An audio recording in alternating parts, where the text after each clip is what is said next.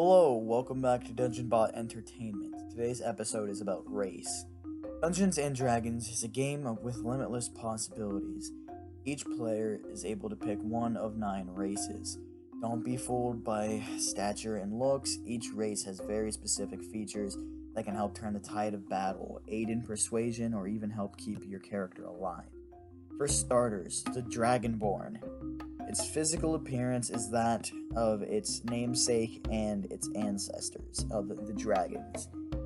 Its racial traits include a +2 to strength and a +1 to charisma. With draconic ancestry, breath weapon of any kind, and damage resistance, it's quite more of a heavy hitter compared to something like an elf or a human. Dwarves, short, stout, and readily available to put in some elbow grease. Dwarves, very much like their counterparts from most other facets of fantasy, such as Lord of the Rings and I'm fairly certain Game of Thrones, but I am not a big fan of Game of Thrones. Their racial traits include a +2 to Constitution, Dark Vision, Dwarven Resilience, Dwarven Combat Training, and Stone Cunning. Next we have the Elves, magically inclined. A magically inclined race. They might live in our world, but they don't necessarily mean to be a part of it. Their racial traits include +2 to Dexterity, Dark Vision, Keen Senses, Fey Ancestry, and Trance. Gnomes, short and energized, much like a battery. Enthusiasm shines all throughout their body. They have a +2 to Intelligence, Dark Vision, Gnome Cunning. They're a strange race to play as. Half-elves. Much like regular elves, this race is in my opinion, a slightly more watered-down version, though they are far more easily accepted and able to hide amongst humans. They have a +2 to Charisma and a +1 to 2 other ability scores. They have Dark Vision, Fey Ancestry, and a versatility and a skill. Halflings. They stay alive by going unnoticed, or by running away. They have +2 to Dexterity, Luck, Bravery, and Halfling Nimbleness.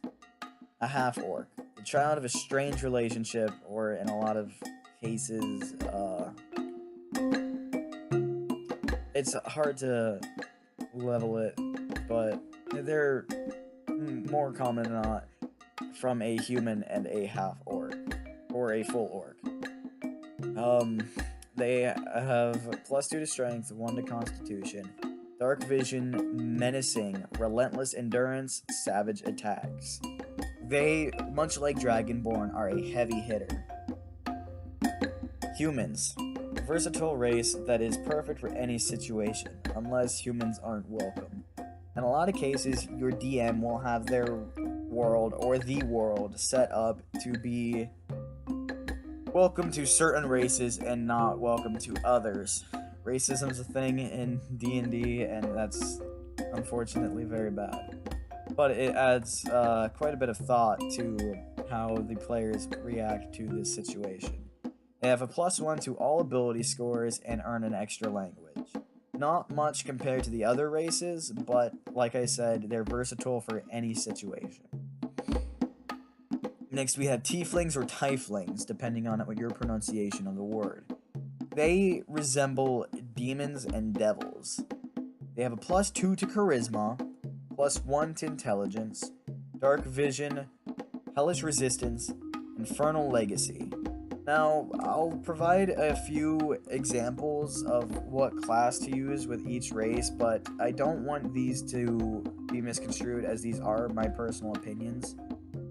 Now, for Dragonborns, it isn't uncommon for a Dragonborn to be a Barbarian, a Paladin, or a Fighter, due to their strength increase and their charisma increase. Since they have a damage resistance, it is quite well for them to be something that is in the front lines, ready to take hits. But I have also seen a Dragonborn Mage before, and to go further into that, it was a Dragonborn Warlock.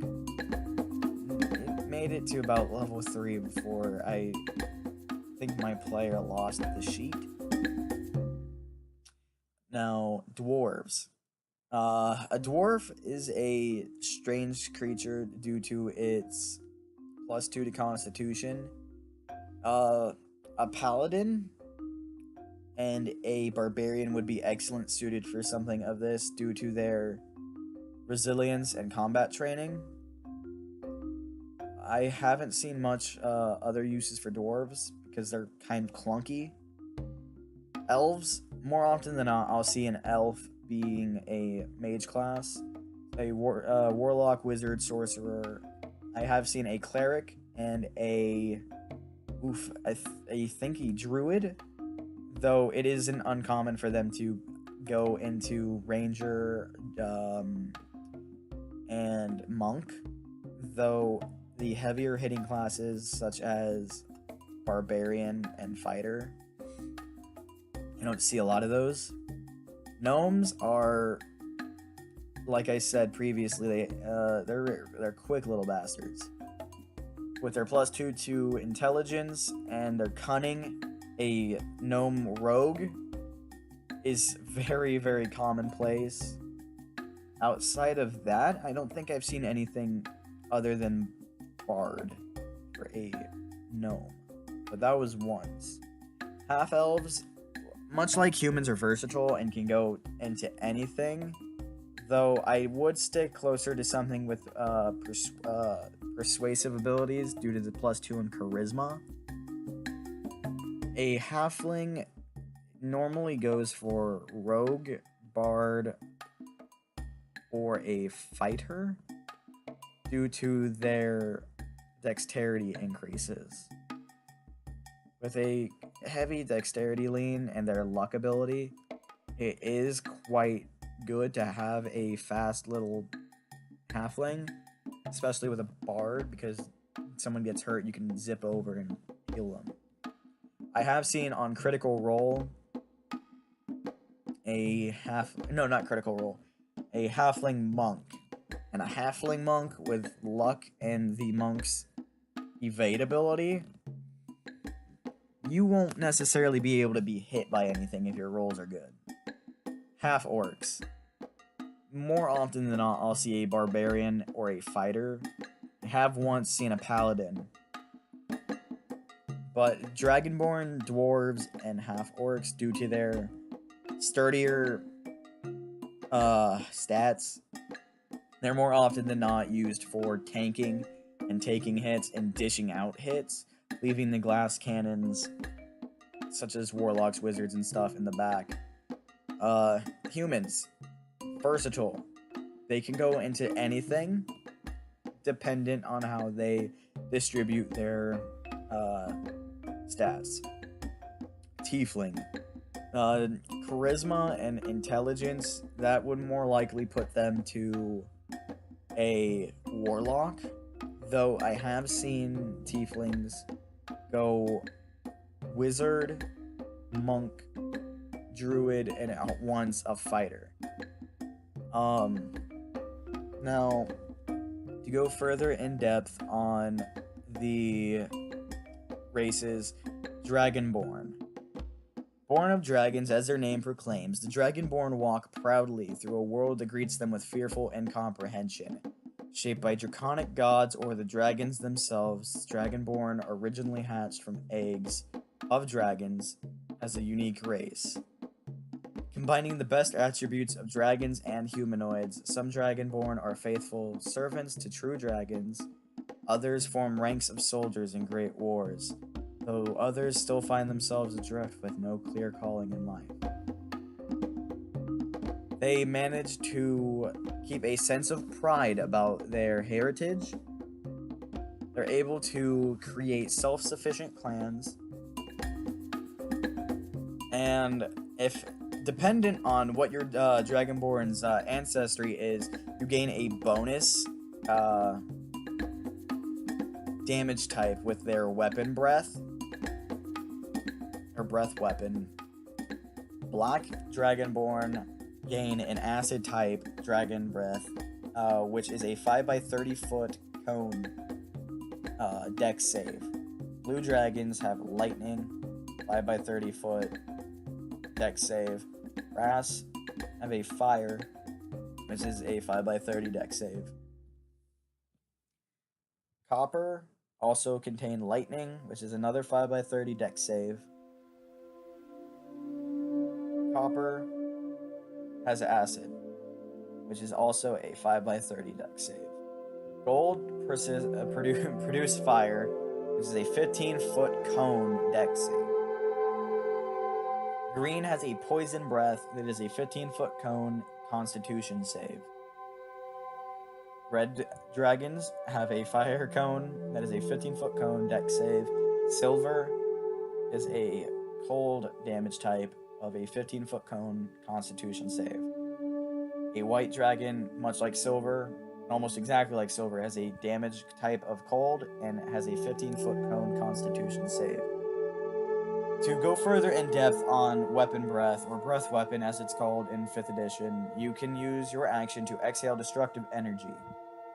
The difficulty class for saving throws are 8 plus your constitution modifier plus your proficiency bonus. A creature takes 2d6 on a failed save and half as much on a successful one. The damage increases to 3d6 at 6th level, 4d6 at 11th, 5d6 at 16th, and after you use your weapon breath, you can't use it until you complete a short or long rest.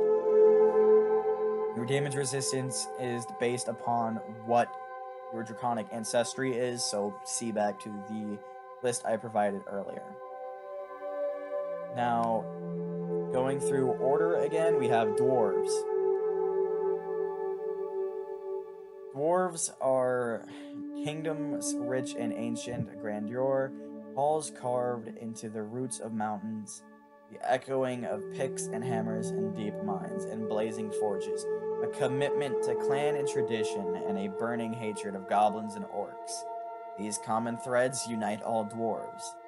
Now, with that being said, it doesn't necessarily mean that all dwarves are the same and they all hate, goblins and orcs, though more often than not, it's more of a stereotype. Now, dwarves are known to be short and stout.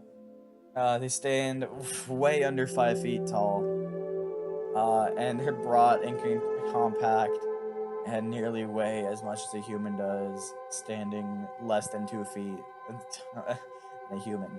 They can be more than 400 years old and have a very long memory, and due to this, can produce a very long grudge. Like the Dragonborn, they have clans and kingdoms. They may take up the adventuring life to be a treasure hunter, such as gold, other things, though they can be commanded by a deity, or just to bring glory to their clan. Fun facts are that they are very slow to trust. Dwarves get along passably with most other races. The difference between an acquaintance and a friend is about 100 years, end quote, is a dwarf saying that may be hyperbole, but certainly points to how difficult it can be for a member of a short-lived race like humans to earn a dwarf's trust. There is a subrace to dwarves known as the Dugar.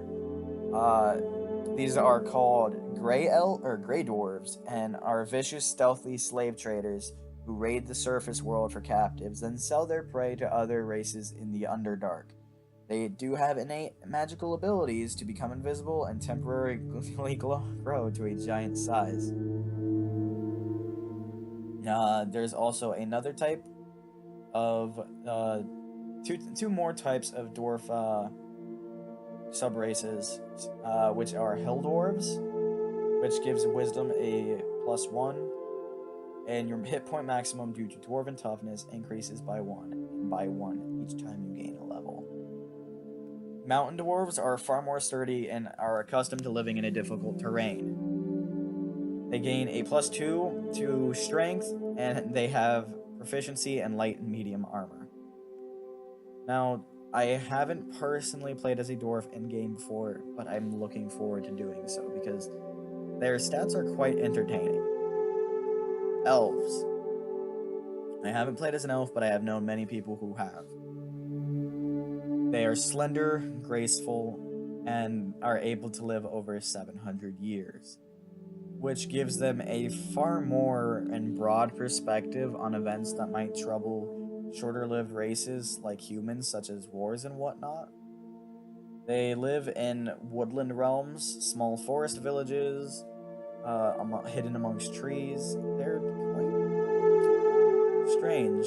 Elves encountered outside their homelands are commonly traveling minstrels, artists, or sages. Uh, Elves take up adventuring out of wanderlust. Because they're so long-lived, they can enjoy centuries of exploration and discovery. They don't like the pace of human society, which is far slower. Because elves would like to be able to enjoy something much slower because their lives are far longer. Although they can be haughty, elves are generally more gracious to those who fall short of their high expectations, which is most non-elves. Still, they can find good in just about anyone.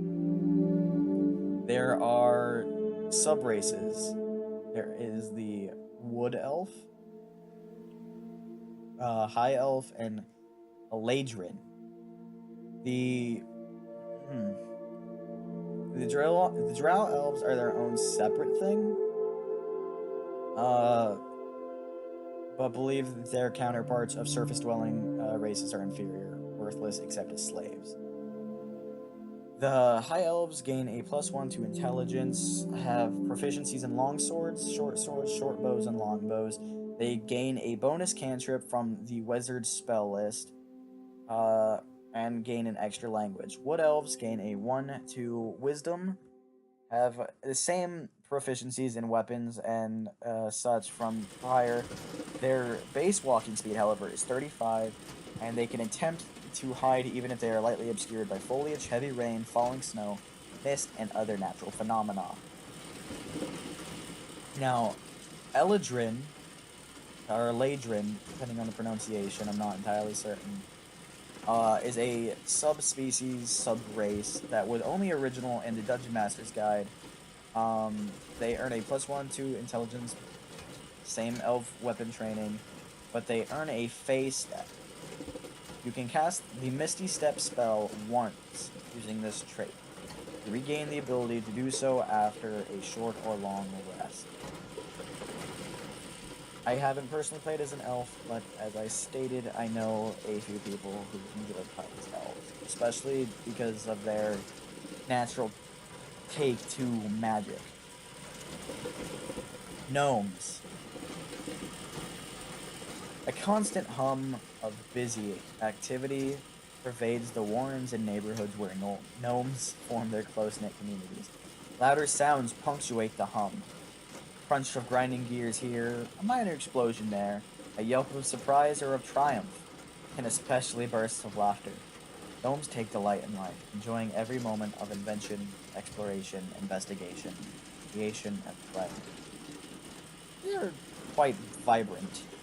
They stand slightly over 3 foot tall and weigh anywhere from 40 to 45 pounds.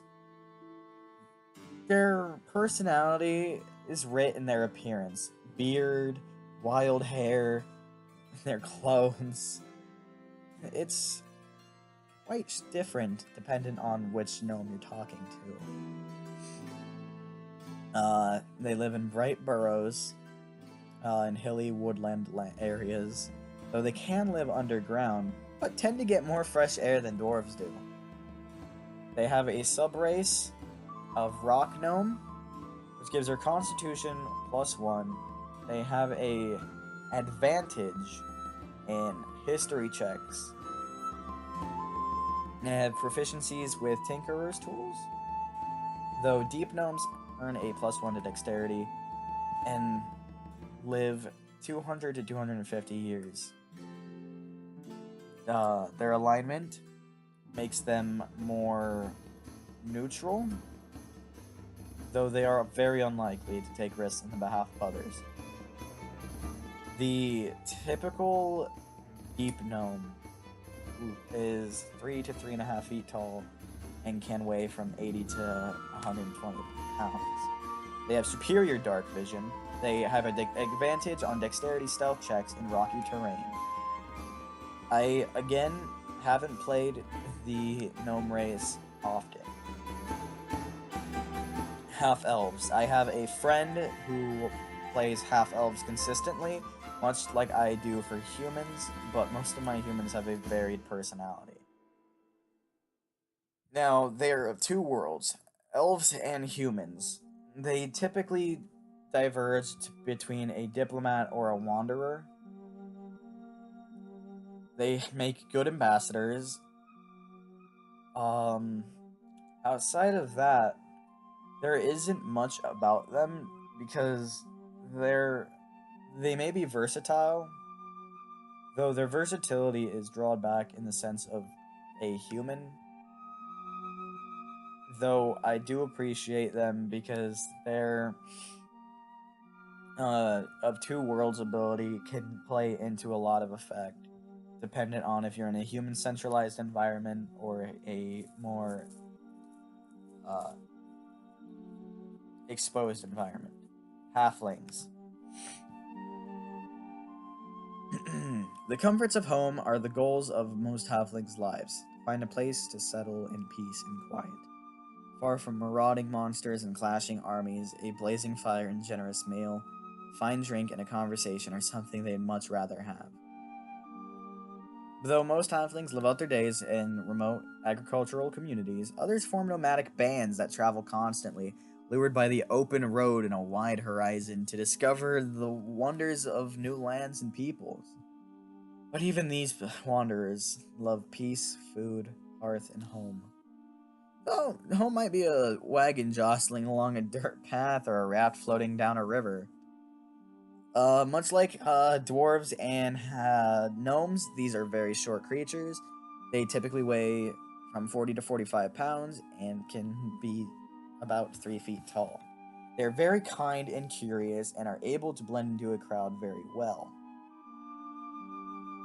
They try to get along with other species and are loath to making sweeping generalizations, especially negative ones, so they're quite racist.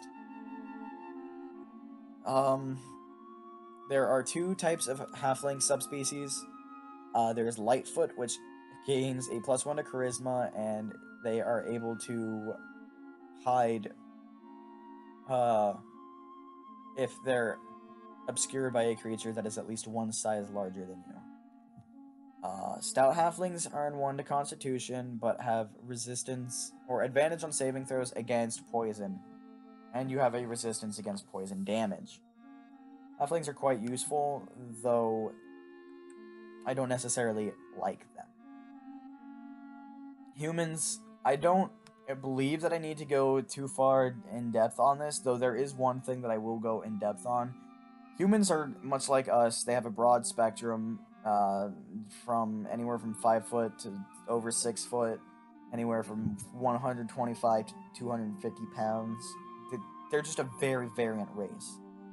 They have lasting structures, very ambitious. Now, something that I feel that I need to go in depth on are the ethnicities. The Calshite, or Kalashite, shorter and slightly slighter in build than most other humans. Kalashites have dusty brown hair, eyes, and skin. They're found primarily southwest of Faerun. Chondathin, slender, tawny-skinned folk with brown hair that ranges from almost blonde to black. Most are tall and have green or brown eyes, but these traits are hardly universal. Humans of Chondathin descent dominate the central lands of Faerun around the Inner Sea. Damaren. Found primarily in northwest of Faerun, Damarens are moderate height and of build. With skin hues ranging from tawny to fair, their hair is usually brown or black, and their eye color varies widely, though brown is most common. So, a Damaren is more often than not your base human. Eluskin. Tall and fair skinned with blue or steely gray eyes. Most have raven black hair. Those who inhabit extreme northwest have blonde, red, or light brown hair. Mulan. Dominant in the eastern and southern eastern seas of the inner sea, the Mulan are generally tall, slim, and amber-skinned, with eyes of hazel or brown. Their hair ranges from black to dark brown, but in lands where the Mulan are most prominent, nobles and many other Mulans shave all their hair off. Rashemi. Found often east of the inner sea and often intermingled with the Mulan, Rashemis tend to be short, stout, and muscular. They usually have dusky skin, dark eyes, and thick black hair. The Shao. The Shao are most numerous and powerful ethnic group in Karatur, far to the east of Faerun. They are yellowish bronze in hue, with black hair and dark eyes.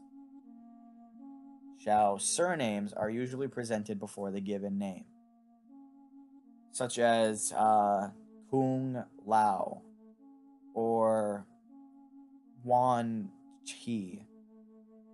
Tetherian.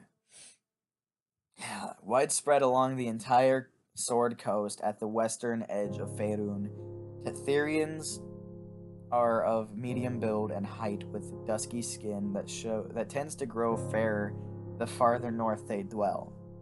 Their hair and eye color varies widely, but brown hair and blue eyes are the most common. Tetherians primarily use Chandithan names. Turami. Native to southern shores of the inner sea, the Turami people are generally tall and muscular with dark mahogany skin, curly black hair, and dark eyes. There is a variant human which only provides 2 different ability scores with an increase of 1. You gain a proficiency skill or a proficiency in 1 skill of your choice, and you gain access to 1 feat of your choice. Not necessarily bad, but something to keep in mind instead of playing the typical, human. And finally, we gain to the tieflings. To be greeted with stares and whispers, to suffer violence and insult on the street, to see mistrust and fear in every eye. This is the lot of the tiefling. And to twist the knife, tieflings know that this is because of a pact struck generations ago and fused in the essence of Asmodeus, overlord of the 9 hells, and their bloodline. Their appearance and their nature are not their fault, but the result of an ancient sin, for which they and their children and their children's children will always be held accountable. Tieflings are derived from human bloodlines, though their infernal heritage has left a clear imprint on their appearance, giving them large horns that take a variety of shapes, much like rams, though some have gazelles or even antelopes. And they have thick tails, 4 to 5 feet long. They are very self-reliant and suspicious, though they do have a mutual distrust of all races, even including their own. Though most humans, shopkeepers of any race, tend to keep a closer eye on their goods when a tiefling enters a store. That town might watch the tiefling for a while and blame the tiefling for strange happenings.